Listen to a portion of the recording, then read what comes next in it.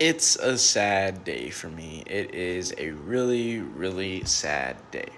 For those of you who don't know, I don't think that I've ever really told you guys this. John Wall is my favorite NBA basketball player of all time. He is probably one of the biggest reasons why I personally started playing basketball as a little kid. I remember being back in like 2012, 2013 when I first picked up a basketball. I was like 6, 7 years old.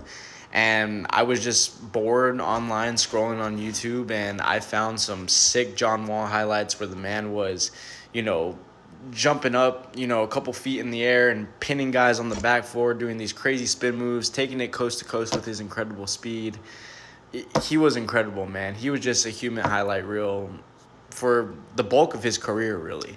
And it is really sad not just to see him retire, but to really see how his career really turned out. I mean, this was a guy that was really one of the better point guards of the 2010s, especially the early to mid 2010s, before Curry and Westbrook really started to pop off and they kind of came into their own. This is the guy who was really leading the charge.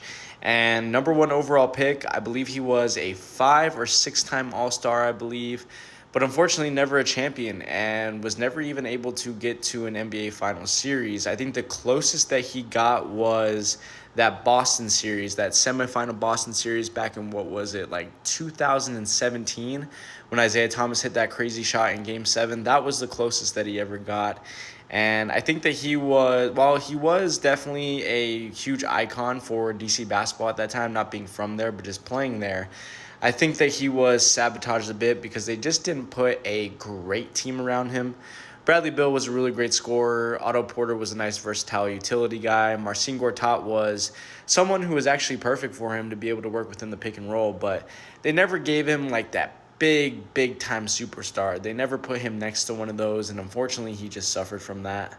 Following that, he gets traded to the Rockets in exchange for Russell Westbrook, I believe, which a lot of people thought was going to kind of bring him back from the dead, as he had been on and off the court for a couple of years just dealing with injury. And unfortunately, again, just injuries kind of plagued him.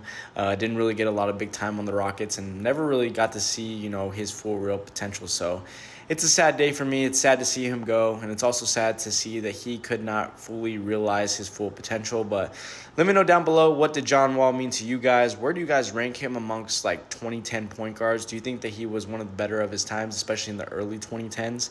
And how would you truly judge his career?